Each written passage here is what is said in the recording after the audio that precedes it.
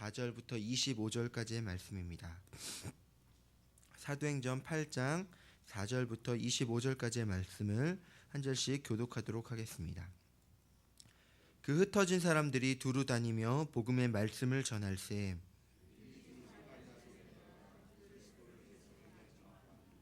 무리가 빌립의 말도 듣고 행하는 표적도 보고 한 마음으로 그가 하는 말을 따르더라.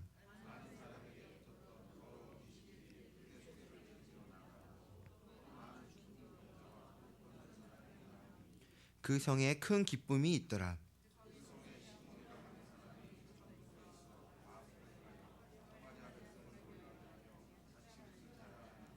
낮은 사람부터 높은 사람까지 다 따르며 이르되 이 사람은 크다 일컫는 하나님의 능력이라 하더라.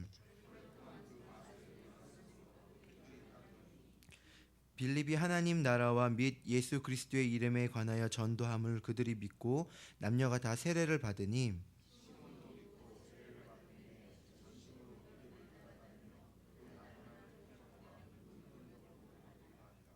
예루살렘에 있는 사도들이 사마리아도 하나님의 말씀을 받았다 함을 듣고 베드로와 요한을 보내매 이는 아직 한 사람에게도 성령 내리신 일이 없고 오직 주 예수의 이름으로 세례만 받을 뿐이더라. 시몬이 사도들의 안수로 성령 받는 것을 보고 돈을 들여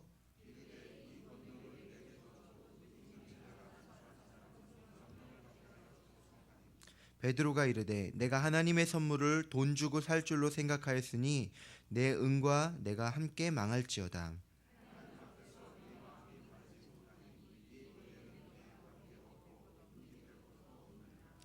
그러므로 너의 이 악함을 회개하고 주께 기도하라. 혹 마음에 품은 것을 사하여 주시리라. 시몬이 대답하여 이르되 나를 위하여 주께 기도하여 말한 것이 하나도 내게 임하지 않게 하소서 하니라. 두 사도가 주의 말씀을 증언하여 말한 후 예루살렘으로 돌아갈새 사마리아의 여러 마을에서 복음을 전하리라. 아멘. 스데반의 7장에서 보면 스데반 집사님이 이제 순교를 당하게 됩니다. 스데반 집사님께서 순교를 당하고 난 이후에 이제 예루살렘 교회가 복음에 대한 박해를 받게 되죠. 박해와 큰 핍박이 있게 돼서 말씀을 보면은 사도들을 제외하고 다른 유대인들은 다 이제 다른 지역 유대와 사마리아 지역으로 흩어질 수밖에 없게 되었다라고 이야기를 하고 있습니다. 큰 고난과 박해가 예루살렘 교회에 있게 된 것이죠. 우리가 한번 생각해 보면은 이 예루살렘 교회는 지금도 우리가 그래도 따라가기를 원하는 가장 완전한 교회의 모형이지 않습니까? 어찌 보면 하나님 앞에서 바로 가장 바르게 서 있을 수 있었다라고 볼 수 있는 그런 공동체임에도 불구하고 하나님께서는 예루살렘 교회에 이러한 고난과 핍박과 박해를 허락하셨다는 것입니다. 왜 이런 일들을 허락하셨을까요? 왜 하나님께서는 하나님의 이름으로 있는 교회에 이러한 박해와 고난을 허락하셨을까요?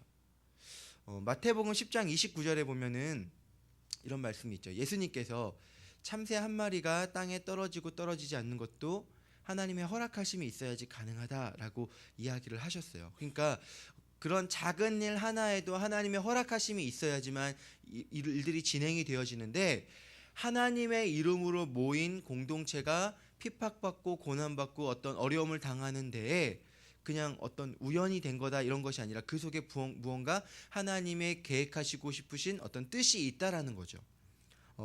결론적으로 이야기를 하면은 하나님께서 초대 교회 예루살렘 교회에 이런 박해와 고난을 허락하신 이유는 복음이 전파되게 하시기 위해서였습니다.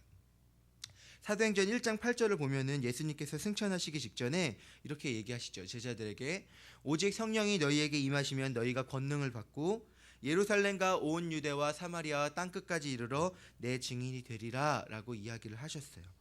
그러니까 하나님의 관심은 어디 있었냐면은 증인이 되는 것과 그 증인이 된 자들을 통해서 어디까지 복음이 증거되는 거죠? 땅끝까지. 자, 땅끝이 어디였을까요? 우리가 오늘날 땅끝에 대해서 이야기를 할 때 땅끝은 어디냐라고 얘기할 때 이제 땅끝은 내가 서 있는 곳이다라고 이야기를 합니다. 왜냐하면은 지구가 동그랗게 이제 구형으로 생겼잖아요. 그러니까 지구를 한 바퀴 쭉 돌면은 내가 서 있는 곳으로부터 한 바퀴를 쭉 돌면은 가장 땅끝이 어디냐면 내가 서 있는 곳이 땅끝이 되는 거죠. 그러니까 복음을 전하는 곳, 그리고 그 복음이 온 지구를 돌아서 땅끝까지, 정말 온 지구상에 충만하게 복음이 전파되는 곳에 이르기까지 하나님의 복음이 증거될 것이다라고 예수님께서 승천하실 때 이미 예언을 하셨죠. 그랬는데 초기에 예루살렘 교회의 유대인들은 특히 어떤 생각이 있었냐면은 이 복음은 유대인들만을 위한 것이다라는 생각이 있었어요. 그러니까 유대인들 중심적인 선민 사상이라고 하는 생각이 있어서 이 유대인들의 생각 속에서는 구원은 누구만 받아야 되는 것이냐면은 유대인만 받아야 되는 거예요. 이방인들, 다른 사람들에 대해서 유대인들은 이 사람들은 지옥의 땔감 같은 존재들로 여겼고, 복음을 전할 때도 이들에게 전한다기보다는 같은 유대인들에게만 복음을 전했습니다. 나중에 이제 사도행전 11장에 보면은 흩어진 자들을 통해서 복음이 전파되는데, 이 복음이 전파될 때도 이들이 누구에게만 복음을 전하냐면은 유대인들에게만 복음을 전했다라고 성경이 말하고 있죠. 그러니까 이런 거죠. 예루살렘 교회가 하나님의 뜻에 따라 세워졌고 형성되어서 복음을 전하는 너무도 좋은 일들을 감당했지만 이들은 복음이 사도행전 1장 8절에 보면 예루살렘과 유대와 사마리아와 땅끝까지 이르러야 하는데 예루살렘과 유다에서 머물러서 우리만 복음을 받고 있어도 괜찮습니다라고 머물러 있었다는 거죠. 이러한 머물러 있음 가운데 하나님께서는 예루살렘 교회를 고난과 함께 치신다는 거예요. 치셔서 어떻게 되죠? 흩어진 자들을 통해서 우리 4절을 한번 볼까요?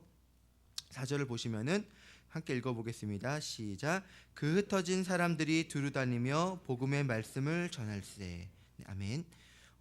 예루살렘 교회에 임한 고난과 핍박과 환난을 통해서 흩어진 자들을 통해서 결국은 어떤 일이 일어나게 되죠? 복음이 확장되어지는 열매가 있다는 것이죠.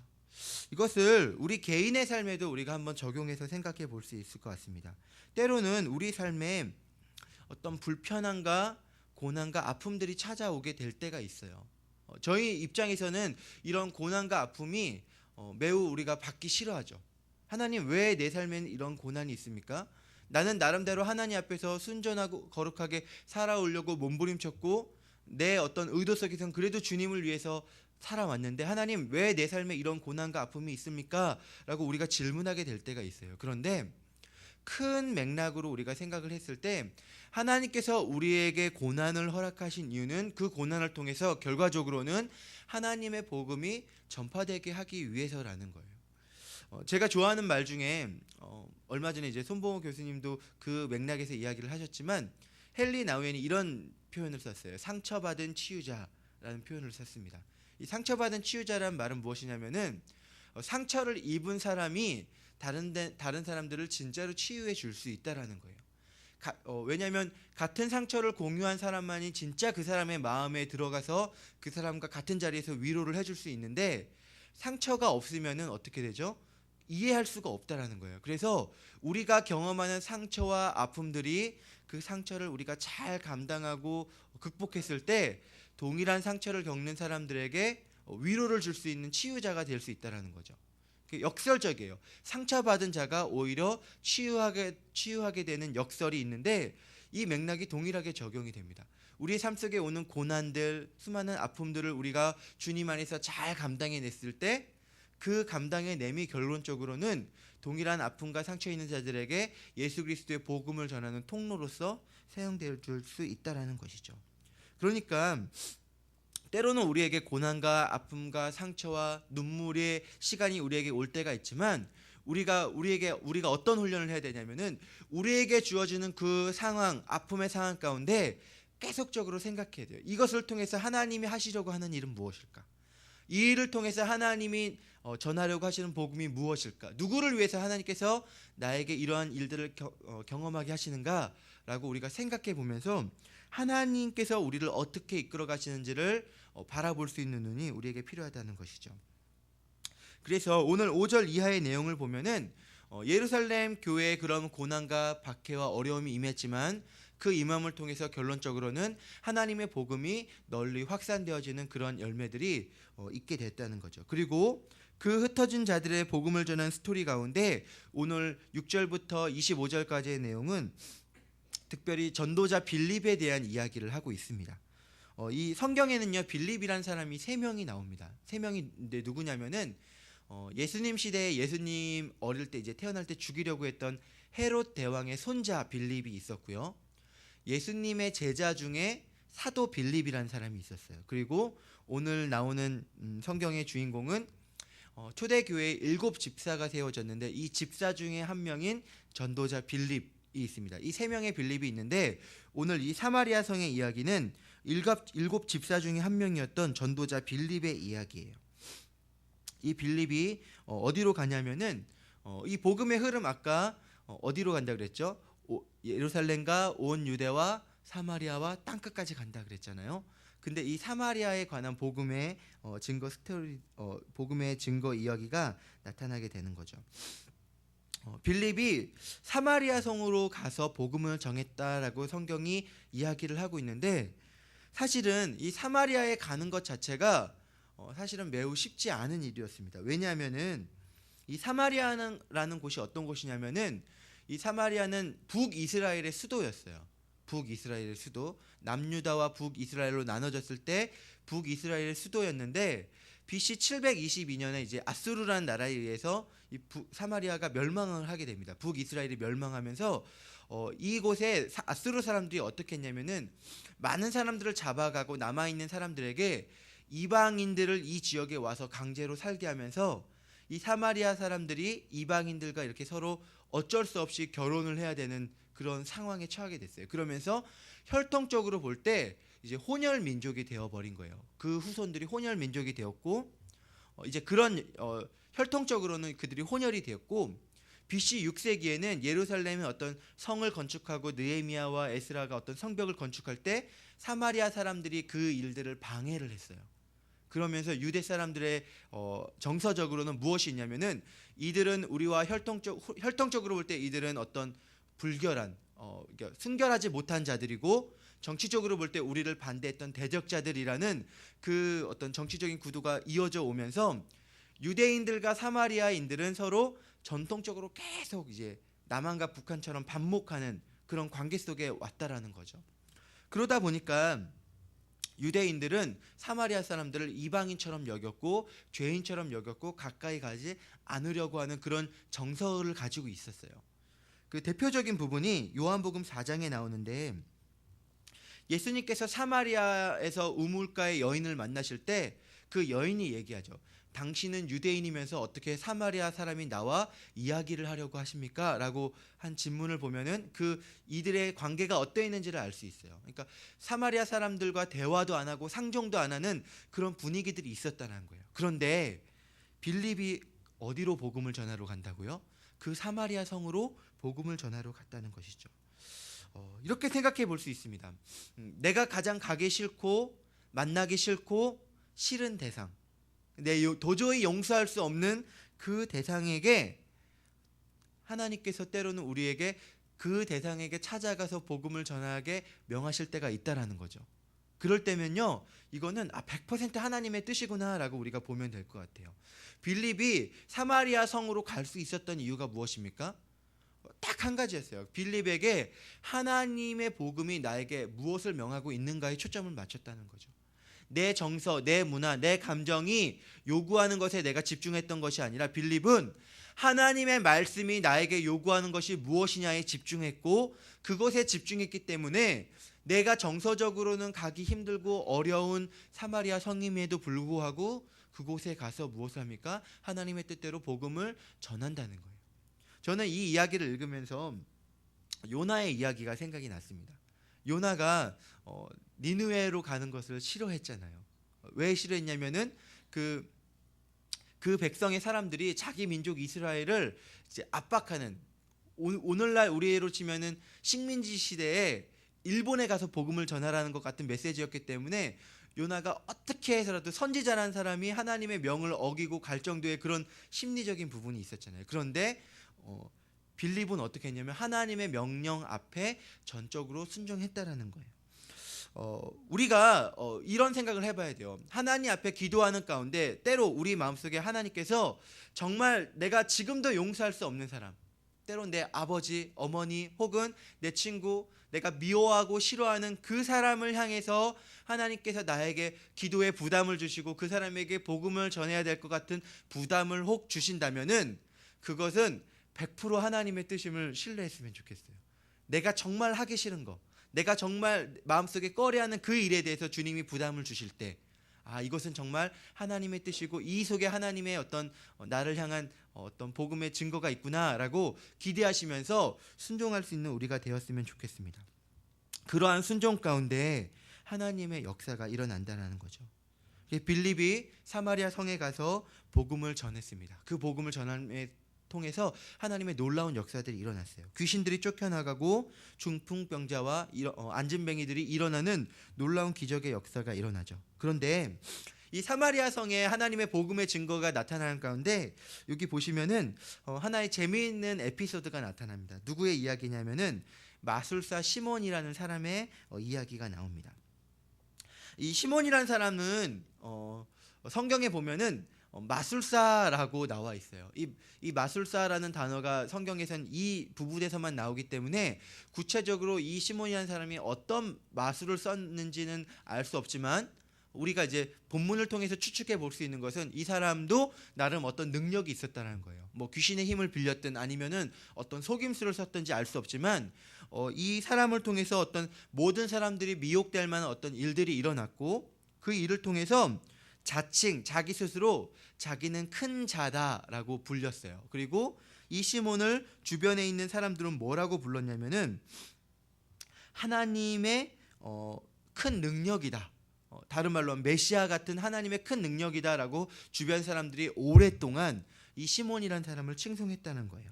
그 속에서 많은 사람들이 이 시몬을 따라다녔는데 진짜가 나타난 거죠. 빌립이 나타나서 그 성에 하나님의 복음을 전하고 안진뱅이를 일으키고 귀신들을 쫓아내고 수많은 중풍병자들을 고치는 일들을 보면서 이 시몬이 깜짝 놀란 거예요. 저건 무슨 능력인가 하면서 이 시몬이 어떻습니까? 시몬도 빌립의 말을 듣고 예수님을 믿고 전심으로 따라다녔다라고 이야기를 하고 있어요. 우리가 이 본문을 보면은 참 재미있죠. 가짜 어찌 보면 가짜죠. 어찌 보면 이 어떤 지역에 있는 주술사 같은 개념의 토속 신앙을 갖고 있는 자가 복음이 전했을 때 그것을 보고 너무 신기해서 예수 그리스도를 믿겠다라고 한 거예요. 그것도 성경에 보면은 전심으로 빌립을 쫓아다녔다라고 이야기를 하고 있는 거죠. 그런데 결국 진짜와 가짜는 구분이 되어지죠. 이 사마리아 성에 복음이 나타났다는 소식을 듣고 예루살렘 교회에서 베드로와 요한을 파송을 합니다. 그래서 베드로와 요한을 통해서 그 성에 하나님의 성령이 임할 수 있도록 증거를 해주는데 저는 이 부분에서도 이런 생각들을 해봤어요. 이 시몬 베드로가 하나님의 성령을 놓고 이제 간절하게 기도하는 장면이 이제 후에 보면 10장 고넬료 사건 이후로 나타나는데 이방인들을 향해서 이때 베드로와 요한의 기도를 통해서 성령들이 일어났다는 거예요. 그런데 아마 그러면 이 일이 주도적으로는 요한을 통해서 일어났다는 것을 우리가 볼 수 있는데 이 요한이란 사람은 어떤 사람이었냐면 누가복음 9장에 보면은 이 사마리아 사람들을 향해서 하나님 우리를 대적하는 이 사람들에게 불을 내려서 이들을 다 멸망시켜 주십시오라고 했던 사람이 요한이었어요. 그런데 아이러니하게도 나중에 보면 이 요한에 의해서 사마리아 성에 하나님의 성령이 임하는 역사들이 일어나게 됐다는 거죠. 어쨌든 간에 베드로와 요한이 성령 기도할 때 안수를 할 때 하나님의 성령이 임하는 것들을 보고 시몬이 너무 놀라면서 제안을 합니다. 뭐라고 제안하냐면 내가 얼마를 주면은 나에게도 이러한 동일한 능력을 줄 수 있겠습니까? 라고 제안을 하죠. 이 시몬이 이러한 제안을 했을 때 이 시몬의 마음 상태는 어땠을까요? 분명히 시몬은 빌립의 전함을 듣고 전심으로 믿고 따랐다라고 이야기를 하고 있는데 그것이 거짓됨이 어디서 나타나냐면 지금 이 질문에서 나타날 수 있는 거예요. 시몬의 마음속에는 이런 생각이 있습니다. 돈이면 무엇이든지 다 할 수 있다. 돈이면은 무슨 능력이든지 다 할 수 있다라는 생각이 있었죠. 그리고 자신이 이전에 했던 능력들, 내가 이 능력을 얻게 되면은 이 돈을 통해서 더 사람들에게 어떤 능력을 줄 수 있을 것이고, 이를 통해서 그 전에 내가 누렸던 영광, 사람들로부터 하나님의 큰 능력이라 칭송받고 사람들에게 어떤 인정받고 존경을 받던 그것들을 내가 이제 다시 누릴 수 있다라는 그런 계산 속에서 무엇을 요구하냐면은 내가 돈을 줄 테니 나에게도 그 능력을 주십시오라고 이야기를 하고 있는 거예요. 그러니까 시몬에게는 두 가지 큰 잘못이 있었죠. 첫 번째는 무엇이냐면은 돈을 통해서 내가 모든 것들을 할 수 있다라고 여겼어요. 그러니까 시몬에게는 돈이 하나님이었습니다. 나에게 돈만 있으면은 모든 것이 할 수 있습니다라고 여겼고, 두 번째 잘못은 무엇이냐면은 그것을 구한 목적이 자기 자신을 위한 거였다는 거예요. 내가 전에 누렸던 영광, 내가 전에 누렸던 풍성함을 내가 이 능력을 가지고 여기리라라고 했던 것이 시몬의 잘못이었고, 이 시몬의 잘못 가운데 베드로는 그 마음의 동기와 잘못됨을 지적하죠. 너의 마음속에 악독이 가득하고 너가 하나님의 선물을 돈을 주고 살 수 있을 것으로 생각했느냐, 너가 내 돈과 함께 망하리라 라고 전했다는 것입니다. 우리가 이 시몬의 메시지를 돌아볼 때 사실은 우리가 매우 경계해야 될 부분이 많음을 봅니다. 왜냐하면은 우리도 하나님을 전심으로 믿고 따르려고 합니다. 예수 그리스도를 우리도 믿고 예수 그리스도를 따라가고 교회에 나가고 헌신하고 수고를 합니다. 그런데 우리가 예수 그리스도를 믿는다 하지만 그 마음의 동기와 목적이 때론 시몬과 같을 때가 많아요. 하나님을 믿는다 하지만 사실 하나님보다도 돈을 더 하나님처럼 섬기게 될 때가 있죠. 하나님을 믿고 하나님이 내 인생의 주인됨을 우리가 지식으로 알고 고백하지만 현실의 문제에서는 마치 돈이 내 삶의 모든 문제를 해결해 줄 수 있을 것처럼 그러한 믿음으로 살아갈 때가 너무 많아요.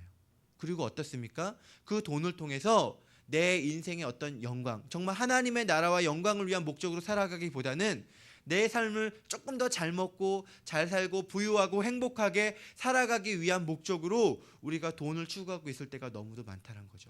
이 모습이 사실 시몬이 가지고 있었던 모습이었어요.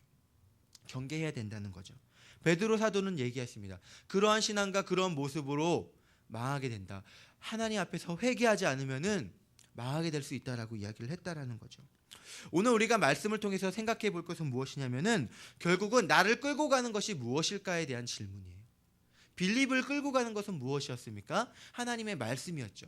하나님의 뜻이었고 하나님의 말씀이 빌립을 끌고 갔기 때문에 빌립의 마음속에 내가 가기 싫은 사마리아 성이지만 하나님의 명령에 절대적으로 순종해서 그곳에 갈 수 있었어요. 오늘 26절 이후에 보면은 그 말씀에 온전히 순종했을 때 빌립이 간 곳이 어디였냐면 광야라는 곳이었어요. 광야는요, 사람들이 다니지 않는 곳이죠. 일반적으로 복음을 전할 때 우리는 도시로 갑니다. 근데 광야로 갔다라는 것은요, 하나님의 성령에 순종하지 않으면 할 수 없는 결정이었죠. 빌립은 하나님의 뜻에 절대적으로 순종했기 때문에 사마리아 성에 갈 수 있었고 광야에 갈 수 있었고 하나님의 뜻을 나타낼 수 있었어요. 이와 대조적인 인물이 시몬이었죠. 하나님을 믿고 하나님을 따르는 것 같지만 그 마음속에서는 돈이 하나님으로 여겼고 자기 자신의 욕망을 따라서 살았기 때문에 오히려 하나님을 믿는 듯 했지만 하나님 앞에 저주를 받는 그러한 존재가 되었다라는 거예요. 나를 끌고 가는 것이 무엇인지를 우리가 돌아봐야 합니다. 나를 끌고 가는 것이 현실의 욕망과 돈과 사람들의 인정에 있는가, 아니면 하나님의 말씀에 있는가, 우리가 끊임없이 돌아봐야 된다는 거죠. 때로는 우리가 주님의 복음을 따라서 살아갈 때 우리의 삶 속에 고난과 아픔과 어려움이 있게 될 때가 있습니다. 때로는 정말로 이해할 수 없는, 정말 주님의 뜻에 따랐음에도 불구하고 우리에게 오는 수많은 아픔과 어려움의 현실이 있게 될 때가 있어요. 그런데 그러한 어려움을 통해서 하나님은 어떻게 하시죠? 결국은 복음이 증거되게 하시는 거죠. 그래서 우리가 끊임없이 돌아봐야 돼요. 하나님, 오늘의 삶을 하나님 앞에 내가 온전히 의탁합니다. 나를 주님의 말씀으로 이끌어 주시옵소서. 그 가운데 내가 감당하게 되는 수많은 고난과 아픔과 상처와 연약함, 그러나 그 일들을 통과해서 결국은 주님의 복음이 증거되어지는 그 귀한 일에 하나님 나를 사용하여 주시옵소서. 이 고백으로 살아가는 사람들이 그리스도인이라는 것입니다. 오늘 하루의 삶을 살아가는 가운데 정말 그러한 그리스도인이 증거되어지며 하나님의 향기가 나타나는 그런 오늘 우리의 삶이 되기를 주님의 이름으로 축원합니다. 함께 기도하시겠습니다.